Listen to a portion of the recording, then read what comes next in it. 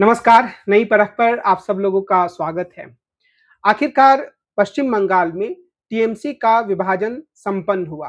हालाँकि अभी इसकी औपचारिक रूपरेखा सामने आनी बाकी है, लेकिन ऋतुव्रत बनर्जी के नेतृत्व में जिस गुट ने ममता बनर्जी के खिलाफ बगावत की, उस गुट को ही वहाँ के विधानसभा अध्यक्ष ने वास्तविक गुट के रूप में मान्यता दे दी और ऋतुव्रत को विपक्ष के नेता के रूप में स्वीकार कर लिया।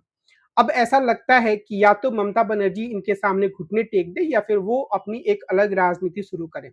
और अगर वे अपनी अलग राजनीति की दिशा में बढ़ती हैं, तो निश्चित रूप से टीएमसी के ऊपर उनका अपना आधिपत्य बना रहेगा, ऐसा नहीं कहा जा सकता है। ऐसा लगता है कि जो कुछ महाराष्ट्र में हुआ, यानी कि मूल दल जो है वो जो गुट विभाजन करके जा रहा है, उसके पास चला गया, ऐसा ही पश्चिम बंगाल में टीएमसी के साथ भी हो सकता है। यानी कि एनसीपी के संस्थापक शरद पवार के हाथों में एनसीपी नहीं रही, बल्कि जो दल को तोड़ कर ले गए यानी कि अजित पवार, उनके पास एनसीपी चली गई। उसी तरीके से शिवसेना में भी हुआ, उद्धव ठाकरे के पास वह दल नहीं रहा और वह दल जो दल तोड़ने वाले नेता थे एकनाथ शिंदे, उनके पास चला गया। यानी कि वास्तविक अर्थों में आज के दिन में शिवसेना का चुनाव चिन्ह और शिवसेना का नाम एकनाथ शिंदे गुट के पास है। तो हो सकता है कि पश्चिम बंगाल में भी ऐसा ही हो। आप सब इस बात पर गौर करें कि हाल के समय में क्षेत्रीय दलों का क्षरण काफी तेजी से हुआ है। 2024 के चुनाव के समय इन क्षेत्रीय दलों ने ही लगातार इस बात पर अड़ंगे डाले कि एक वैकल्पिक गठबंधन इंडिया गठबंधन के रूप में या इंडिया ब्लॉक के रूप में उभर कर सामने आए। विशेष रूप से ममता बनर्जी की भूमिका इसमें काफी दुखद रही। ममता बनर्जी एक तरह से जिद पर अड़ गई कि नीतीश कुमार को किसी भी तरीके से इंडिया ब्लॉक का संयोजक ना बनाया जाए और बाद में नीतीश कुमार चले गए भारतीय जनता पार्टी के साथ। लेकिन सिर्फ नीतीश कुमार या ममता बनर्जी की ही बात नहीं है, अन्य तमाम क्षेत्रीय दल भी अक्सर अपनी क्षेत्रीय चिंताओं से लेकर अपनी राजनीति करते हैं और उस राजनीति में वे देश की व्यापक राजनीतिक निहितार्थों को समझने में कई बार अक्षम साबित होते हैं और अगर उन्हें मौका मिलता है तो जो सत्तारूढ़ दल है केंद्र में, उसके साथ कभी खुलकर और कभी गुपचुप तरीके से सौदेबाजी भी करते हैं और इसके तमाम उदाहरण हमारे सामने मौजूद हैं। तो यह जो क्षरण क्षेत्रीय दलों का हो रहा है, वह एक अर्थ में निराशाजनक है, क्योंकि जो पूरा का पूरा हमारा संघीय ढांचा है, उसमें क्षेत्रीय दलों की उपस्थिति से संघीय ढांचे की मजबूती का एक कारक उपलब्ध रहता था। हो सकता है कि जब क्षेत्रीय दल कमजोर हों, तो यह स्थिति ना रहे। आप इस बात पर गौर करें कि जो 3 उदाहरण मैंने दिए, उसके अतिरिक्त भी कई सारे क्षेत्रीय दल धीरे-धीरे प्रभावहीन हो गए हैं। बीजू जनता दल के प्रभाव का क्षरण हुआ है, राष्ट्रीय जनता दल के प्रभाव का क्षरण हुआ है। उसी तरीके से जनता दल यूनाइटेड, जो कि भारतीय जनता पार्टी के साथ है, उसकी स्थिति भी काफ़ी कमज़ोर हुई है और आज के दिन में जनता दल यूनाइटेड के पास कोई बड़ा नेता नहीं है। नीतीश कुमार तकरीबन निष्क्रिय हो चुके हैं और उनके बेटे उस रूप में राजनीति में अपने आप को स्थापित नहीं कर पाए हैं, तो उनकी पार्टी पूरी की पूरी कुछ ऐसे जनाधार विहीन लोगों के हाथों में है, जो अपनी मनमर्जी से पार्टी चला रहे हैं और भारतीय जनता पार्टी के हाथों में खिलौना बने हुए हैं।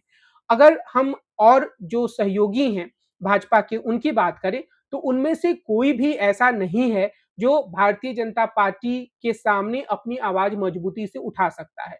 चाहे वो चिराग पासवान हो, चाहे वो जीतन राम मांझी हो, चाहे वो उत्तर प्रदेश का अपना दल हो, चाहे राजभर की सुबसपा हो या कोई भी अन्य दल, वो खुलकर भारतीय जनता पार्टी के सामने अपनी आवाज़ उठाने में असमर्थ हैं। आंध्र प्रदेश में टीडीपी एक ऐसा क्षेत्रीय दल के रूप में दिखता है, जो कि मजबूत है, जिसमें अभी तो कोई विभाजन नहीं हुआ है और उसकी सरकार काफ़ी मजबूती के साथ आंध्र प्रदेश में काम कर रही है। लेकिन आप इस बात पर गौर कीजिए कि पवन कल्याण के रूप में एक क्षेत्रीय शक्ति भारतीय जनता पार्टी के साथ और टीडीपी के साथ जुड़ी हुई है। पवन कल्याण की भाव-भंगिमा, पवन कल्याण की राजनीति करने का तरीका बिल्कुल भारतीय जनता पार्टी के नेताओं की तरह ही है। तो हो सकता है कि आने वाले समय में पवन कल्याण की मदद से भारतीय जनता पार्टी टीडीपी को और ज़्यादा प्रभावहीन करने की कोशिश करे। तो इन सभी स्थितियों में ऐसा लगता है कि क्षेत्रीय दल धीरे-धीरे काफ़ी कमज़ोर होते चले जाएँगे। आप बहुत सारे राजनीतिक प्रेक्षकों को यह कहते हुए सुनेंगे कि उत्तर प्रदेश की राजनीति में अगर अखिलेश यादव जीत जाते हैं, तो एक बार फिर से क्षेत्रीय दलों के दिन बदलेंगे और यह मुमकिन है कि 2029 के चुनाव में एक क्षेत्रीय दल का नेता यानी अखिलेश यादव सबसे बड़े नेता के रूप में उभरें। यह तर्क अपने आप में आकर्षक लग सकता है, लेकिन अगर 2027 के उत्तर प्रदेश विधानसभा चुनाव में अखिलेश यादव को जीतना है तो उन्हें कांग्रेस के साथ गठबंधन करना ही होगा, या फिर वो बसपा के साथ गठबंधन करेंगे। दोनों ही स्थितियों में वो तभी सरकार बना पाएंगे जब उनके गठबंधन सहयोगियों के पास पर्याप्त सीटें आएंगी।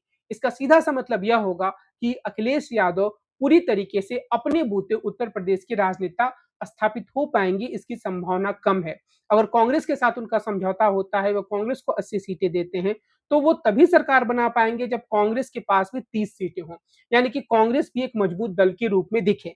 अगर ऐसा नहीं होता है तो फिर वही कहानी दोहराई जाएगी जो पिछले कई चुनाव में अनेकानेक राज्यों में दोहराई जा रही है। तो कुल मिलाकर ऐसा लगता है कि आने वाले कुछ वर्षों में क्षेत्रीय दलों का प्रभाव काफी कम होने वाला है। तो यह स्थिति कांग्रेस की राजनीति के लिए, राहुल गांधी की राजनीति के लिए थोड़ी मुफीद लगती है, लेकिन वे इस स्थिति का तभी फायदा उठा पाएंगे जब वे अपने दल को, अपने संगठन को काफी मजबूती से स्थापित करें, जब वे इस बात की क्षमता बहुत ही मजबूती के साथ स्थापित करें या विकसित करें कि वे भारतीय जनता पार्टी को सीधे संघर्ष में हरा सकते हैं। 2024 के चुनाव में कई लोकसभा सीटों में उन्होंने इस बात को साबित किया। तो यह अवश्य है कि हम कांग्रेस की जो मजबूती है उसको पूरी तरीके से नकार नहीं सकते हैं, लेकिन कांग्रेस को मुझे लगता है कि दो चीजों पर बहुत ही ध्यान से काम करने की जरूरत है। पहली बात है कि उसे अपने संगठन पे और ज्यादा ध्यान देना चाहिए। दक्षिण भारत के राज्यों में उसकी उपस्थिति है, लेकिन उसकी यह कोशिश होनी चाहिए कि अन्य राज्यों में, मसलन बिहार जैसे राज्य में, उत्तर प्रदेश जैसे राज्य में उसके संगठन को मजबूती मिले, और जहां पर उसकी भाजपा से सीधे टक्कर है वहां पर उसके प्रदेश स्तरीय नेता इतनी मजबूती से उभर कर सामने आए कि अगर जरूरत पड़े तो वे प्रादेशिक स्तर के मुद्दों पर ही, स्थानीय स्तर के मुद्दे पर ही भाजपा को पटखनी देने में कामयाब हो। जीतू पटवारी या फिर उत्तराखंड के नेता इस तरह की राजनीति करते हुए नजर आते हैं। वे स्थानीय मुद्दों पर काफी जोर देते हैं, लेकिन और ज्यादा मजबूती से इस दिशा में काम करने की जरूरत है। उत्तर प्रदेश और बिहार जैसे राज्यों में, जैसा मैंने पहले कहा, कांग्रेस के संगठन की स्थिति पिछले कई दशकों से अच्छी नहीं है। इस दिशा में उसे काम करना चाहिए। लेकिन एक अन्य महत्वपूर्ण चीज है जिस पर कांग्रेस को ध्यान देने की आवश्यकता है, और वह यह है कि कांग्रेस का जो नेतृत्व है वह खुले मन से अब इस बात की कोशिश करे कि जो राजनीतिक दल कांग्रेस से टूटकर क्षेत्रीय दल बने हैं वे कांग्रेस के साथ मिले। यानी कि अगर तृणमूल कांग्रेस और ममता बनर्जी काफी कमजोर हो जाते हैं, ममता बनर्जी के हाथों से तृणमूल कांग्रेस चली जाती है, तो फिर कांग्रेस के नेतृत्व के द्वारा संवाद के माध्यम से यह कोशिश होनी चाहिए कि ममता बनर्जी कांग्रेस में वापस लौट आए। इससे पश्चिम बंगाल में कांग्रेस को काफी मजबूती मिलेगी। उसी तरीके से शरद पवार की पार्टी को भी कांग्रेस को कोशिश करनी चाहिए कि वो वापस आकर उनसे मिल जाए। आंध्र प्रदेश में जो वाईएसआर कांग्रेस है, उसके जो मुख्यमंत्री रहे व्यक्ति हैं, उनकी प्रति भी कांग्रेस को उदार रवैया अपनाना चाहिए। यह जरूरी नहीं है कि सारे नेता जो कांग्रेस से बाहर गए हैं वो कांग्रेस में आए ही, लेकिन इस दिशा में अगर कांग्रेस कोशिश करती है तो खुद कांग्रेस को अपने आप को एक फेडरल स्ट्रक्चर वाली पार्टी बनाना होगा। यानी कि अगर वह चाहती है कि शरद पवार की पार्टी का कांग्रेस में विलय हो, तो कांग्रेस को शरद पवार की पार्टी को स्पेस देना होगा, ममता बनर्जी की पार्टी को स्पेस देना होगा, या फिर जो अन्य दूसरे दल हैं जो कि कांग्रेस से टूट कर नए दल बने थे, अगर वो कांग्रेस में वापस आते हैं तो उन्हें एक स्पेस देना होगा, एक फेडरल स्ट्रक्चर का विकास कांग्रेस को खुद करना होगा। तो इस दिशा में अगर राहुल गांधी काम करते हैं तो निश्चित रूप से वे कांग्रेस को और ज्यादा प्रभावशाली और ज्यादा मजबूत बना पाएंगे।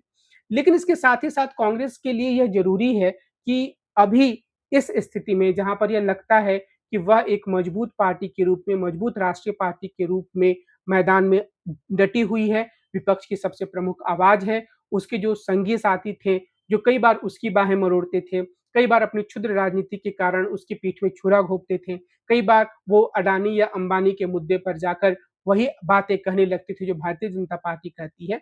वो सारे के सारे दल भले ही आज कमजोर दिख रहे हों, लेकिन कांग्रेस की यह कोशिश होनी चाहिए कि वह उन दलों के साथ एक सकारात्मक संबंध बनाए, उदार संबंध बनाए। यानी कि एक तरफ वो अपने पार्टी के स्ट्रक्चर को मजबूत करे और दूसरी तरफ कमजोर हो रहे क्षेत्रीय दलों को भी अपने साथ ले। ऐसा करके वह एक ऐसे व्यापक मोर्चे का निर्माण कर पाएगी जो नरेंद्र मोदी और भारतीय जनता पार्टी को बहुत ही मजबूती से चुनौती दे पाएंगे। इस संदर्भ में यह भी जरूरी है कि कांग्रेस पार्टी जो अन्य मुद्दे हैं, मिसाल के तौर पर एसआईआर का मुद्दा, उसमें ज़्यादा से ज़्यादा एक आम सहमति इंडिया ब्लॉक के दलों के बीच बनाने की कोशिश करे। और यह भी ज़रूरी है कि जो विपक्षी दल हैं, ममता बनर्जी ने धरना देने का काम किया, लेकिन अन्य विपक्षी दल ऐसा लगता है कि इससे थोड़े से दूर हैं।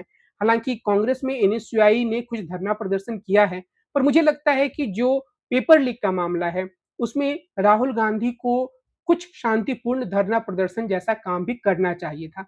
इससे वो देश की राजनीति में जो हलचल है वो और ज़्यादा तेज़ी से कर पाएँगे और वो युवाओं को ये भरोसा दिला पाएँगे कि सिर्फ़ एक्स पर कुछ कमेंट लिखकर, कुछ वीडियो बनाकर, कुछ बयान जारी करके ही विपक्षी दल उनके साथ नहीं हैं, बल्कि सड़क की राजनीति पर भी विपक्षी दल या विपक्ष के नेता उनके साथ आने के लिए तैयार हैं। तो इस रूप में अगर कांग्रेस अपनी राजनीति को आगे बढ़ाने की कोशिश करती है, तो क्षेत्रीय दलों का जो क्षरण हो रहा है, उससे जो स्पेस खाली हो रहा है, उस स्पेस को वह बहुत आसानी से भर सकती है और 2029 के चुनाव में एक ऐसे दल के रूप में सामने आ सकती है, जो भारतीय जनता पार्टी के नेतृत्व वाली एनडीए को न सिर्फ बहुत ही तगड़ी चुनौती देगी, बल्कि उसे पराजित भी कर पाएगी। आज की अपनी इस चर्चा को मैं इसी बिंदु पर विराम देता हूँ। हम कल फिर मिलेंगे और एक अन्य मुद्दे पर विस्तार से बातचीत करेंगे। नमस्कार।